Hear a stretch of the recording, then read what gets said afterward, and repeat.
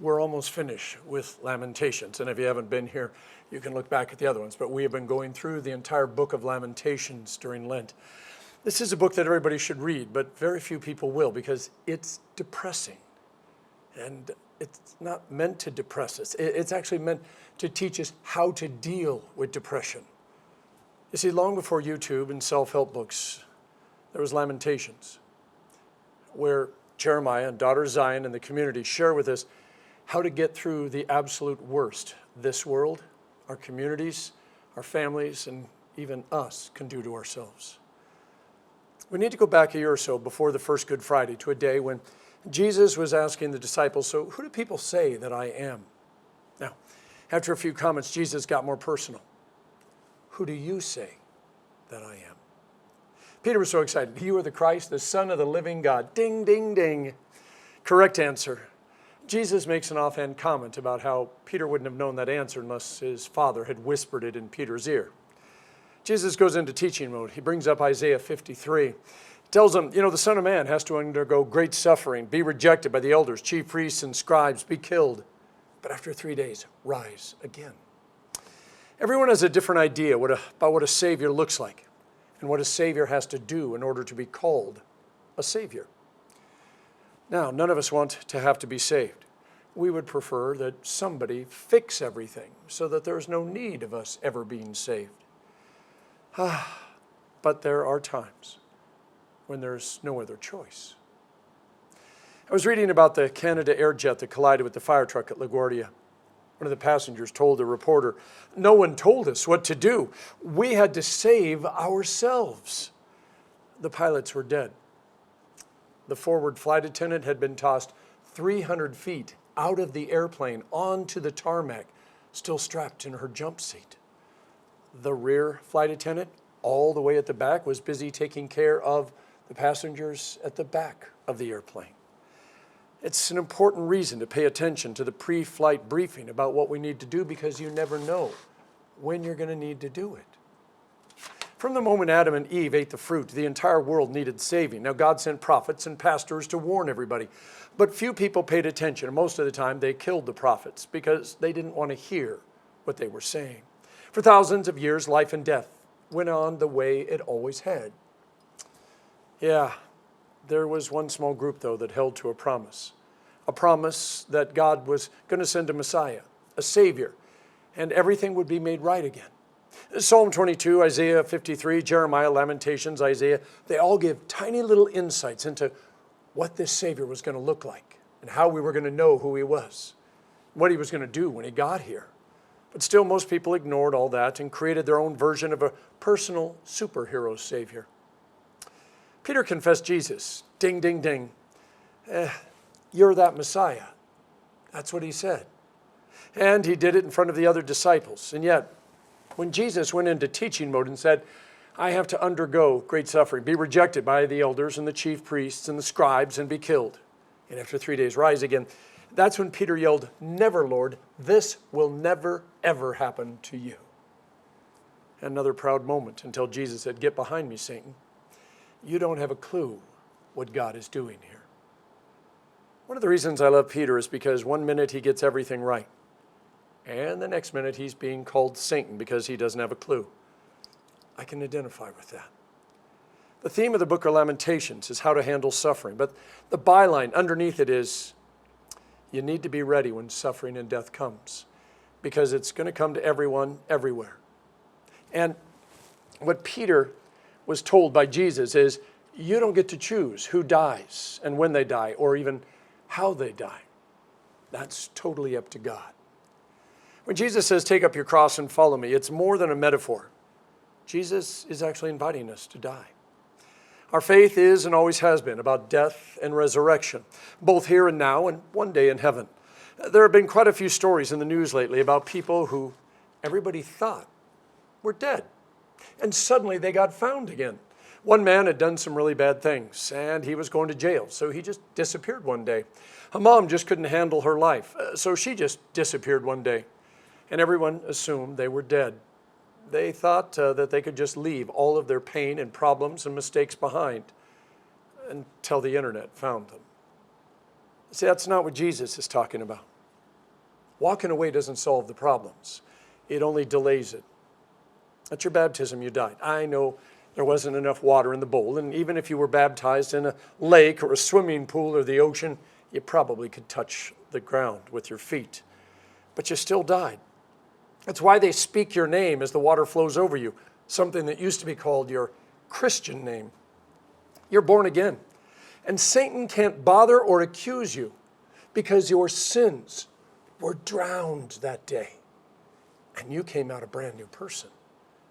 I know a lot of people give things up for Lent as a sacrifice of sorts to let Jesus know that they're taking Lent very seriously. And that's great. I love the symbolism. But the truth is, we don't get to decide what we give up when it comes to the rest of our life.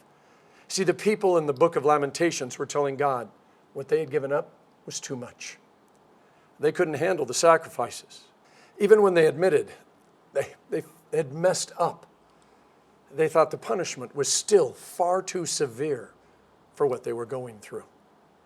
But again, we don't get to decide what dies and what lives. And somewhere faith needs to kick in, the faith that says that God really knows what he's doing, and he knows what's best. And whatever was taken from us, whatever got lost, whether he took it, or sin took it, or Satan took it, God already knew all of this before we got born. And he made sure that we had everything we needed to keep going until we get to heaven. It should be noticed the church doesn't get to decide what dies either. You know, there was a time when Good Friday services were packed out. Standing room only. Monday, Thursday too. But cultural shifts, new paradigms, and belief structures are causing a lot of lamenting by people who just remember the good old days. And there is something to this as we find ourselves wondering about the faith of our children and the generations to come.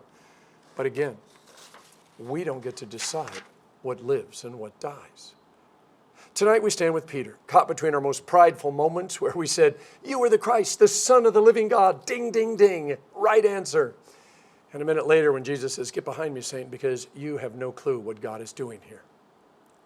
And if you, like me, are wondering what we're supposed to do now, well, we've got a whole Saturday to think about it, just like the disciples. We get to ask ourselves what life would be like with no Jesus, no church, no community of faith, no promise of eternal life. It's at the end of his speech to the disciples, you know, the one that started, "The Son of Man must undergo great suffering and be rejected by the elders, chief priests, and scribes and be killed." That's where we're going to find our hope. It's in the 3rd chapter of Lamentations, starting at verse 22, where daughter Zion in the community of faith find their hope, because Jeremiah says, "Look." Jesus tells the disciples, after 3 days, I'm going to rise again. Jeremiah says, "I called on your name, O Lord, from the depths of the pit. You heard my plea. Do not close your ears to my cry for relief. You came near when I called you, and you said, 'Do not fear.'" The only way to Easter is through the cross. There can't be an empty tomb unless the tomb got filled up first with Jesus' body. There can't be forgiveness unless there is first sin.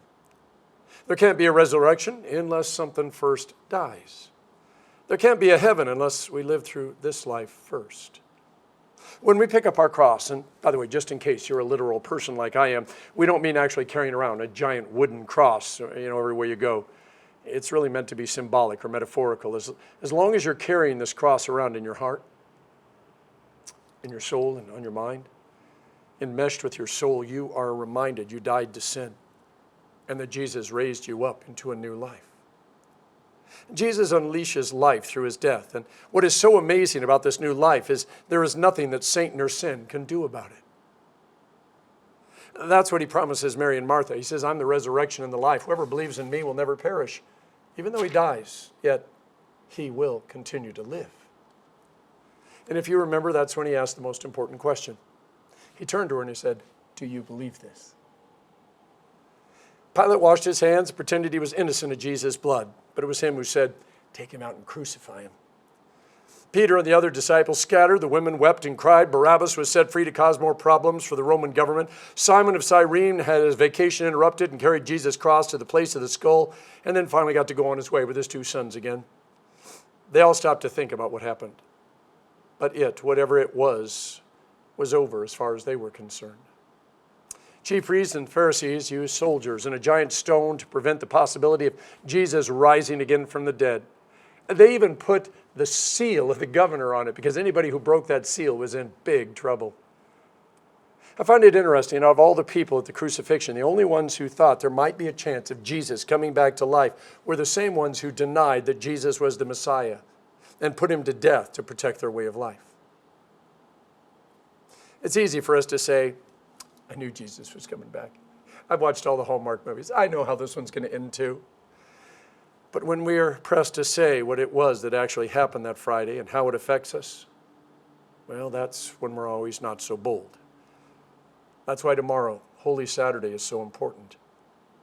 It's a day to reflect on what we came here tonight to remember. A memory from 2,000 years ago that turned fear into hope and doubt into faith. Do you believe this, Jesus asked? Not just to Mary and Martha and whoever was around, but do we believe this? It's a great question.